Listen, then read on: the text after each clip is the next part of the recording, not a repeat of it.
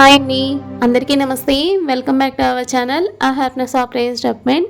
So ముందుగా instant గోరింటాక్ అనేది ఎలా ప్రిపేర్ చేసుకోవాలో తెలుసుకోబోయే ముందు కొత్తగా నా ఛానల్ని కనుక ఫస్ట్ టైం మీరు వాచ్ చేసినట్లయితే దయచేసి ఛానల్ని మాత్రం సబ్స్క్రైబ్ చేసుకోండి. సో అలాగే మీకు కనుక వీడియో నచ్చినట్లయితే లైక్ చేయండి.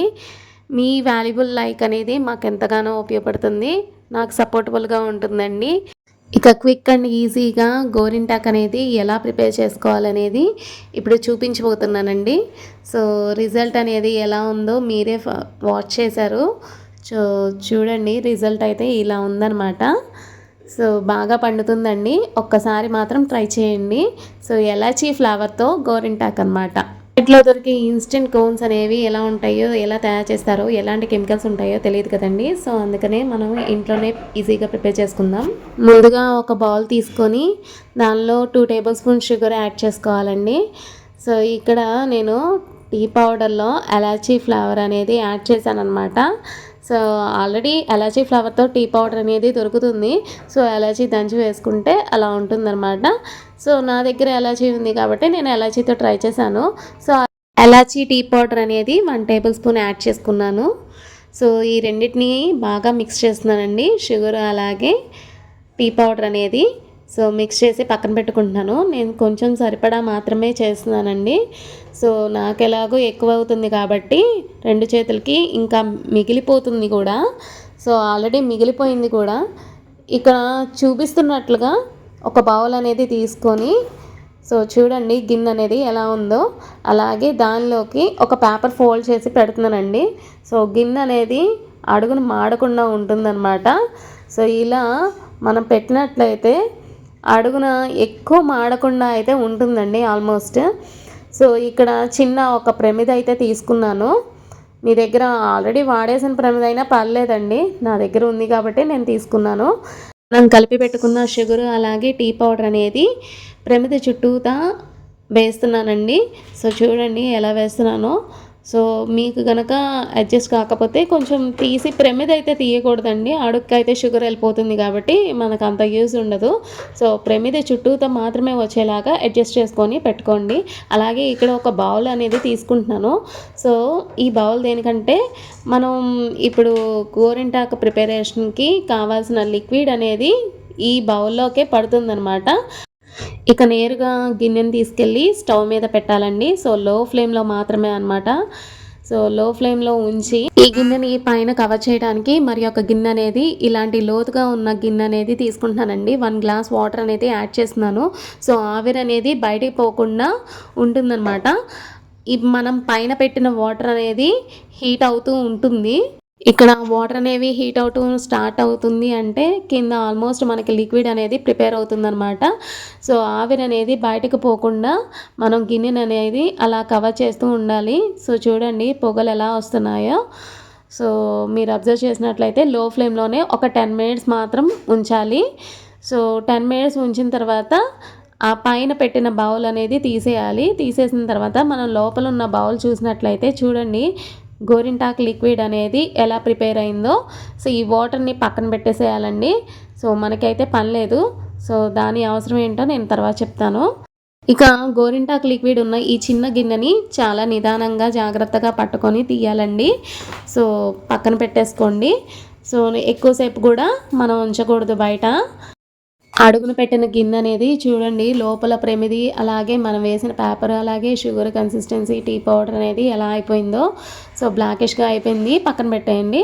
సో మీరు అబ్జర్వ్ చేసినట్లయితే గిన్నె అయితే ఎక్కువగా మాడలేదు కదండి. సో ఇప్పుడు మనం పక్కన పెట్టేసుకున్న వాటర్ అనేది దానిలో యాడ్ చేసుకొని, సో అడుగున అబ్జర్వ్ చేశారా. సో ఇదే గోరింటాకు లిక్విడ్ అండి. దీని అంచుల వెంటే మనకి లిక్విడ్ అనేది కలెక్ట్ అయ్యిందనమాట. ఇప్పుడు మనం గోరింటాకు లిక్విడ్ అనేది తీసుకుందామండి. సో ఈ లిక్విడ్ అనేది ఆల్మోస్ట్ 3 హ్యాండ్స్కి సరిపోతుందండి. సో నాకైతే ఎక్కువగా అయితే అవసరం లేదు కాబట్టి కొంచెం యూజ్ చేస్తున్నానండి. మీరు కుంకుమ యాడ్ చేసినాక లిక్విడ్ కనుక తక్కువ అయినట్లయితే లిక్విడే యాడ్ చేయాలండి. వాటర్ మాత్రం అస్సలు యాడ్ చేయదు. వాటర్ యాడ్ చేస్తే పండదు అస్సలు. మెడిసిన్స్వి యాంటీబయాటిక్ బాటిల్స్ వస్తాయి కదండి. సో అవి ఆ బాటిల్స్ని వాష్ చేసేసుకొని నేను 8 కంటైనర్ లాగా ఈ లిక్విడ్ అనేది దానిలో పోసుకొని స్టోర్ చేసుకున్నాను అనమాట. సో ఇది 6 మంత్స్ వరకు ఉంటుంది స్టోర్ చేసుకుంటే.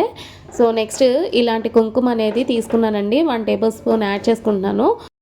మనకి కావాల్సినంత అమౌంట్లో ఈ మెహందీ లిక్విడ్ అనేది మిక్స్ చేసుకుంటున్నానండి.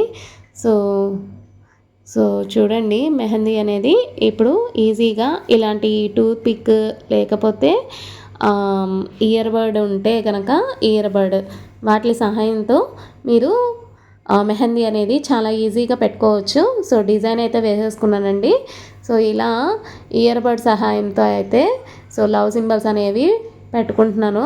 సో హార్ట్ లవ్ సింబల్స్ అనేవి కొంచెం పెద్దగా ఉన్నాయి కాబట్టి ఇక్కడ నేను ఇయర్ బడ్ అనేది యూస్ చేశాను.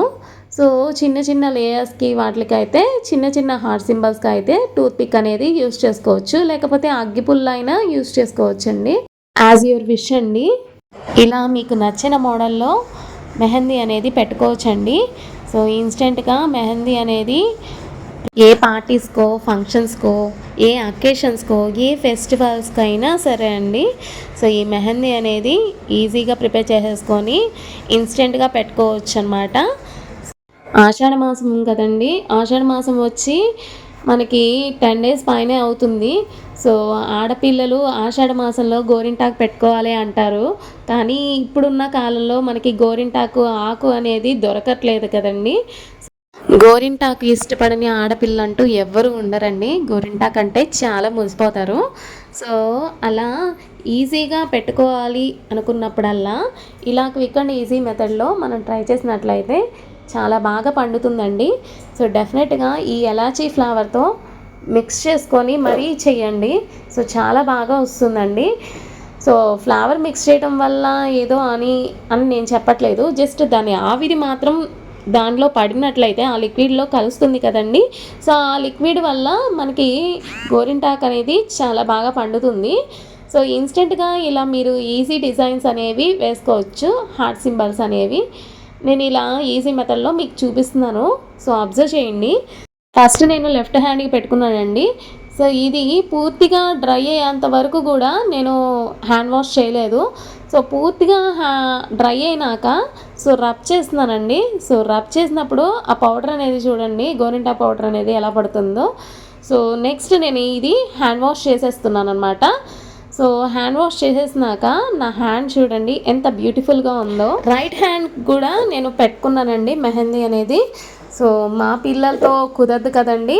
సో అందుకని పిల్లలు ఏడుస్తున్నారని వెంటనే నేను ఏం చేశానంటే హ్యాండ్ వాష్ అయితే చేసేసాను.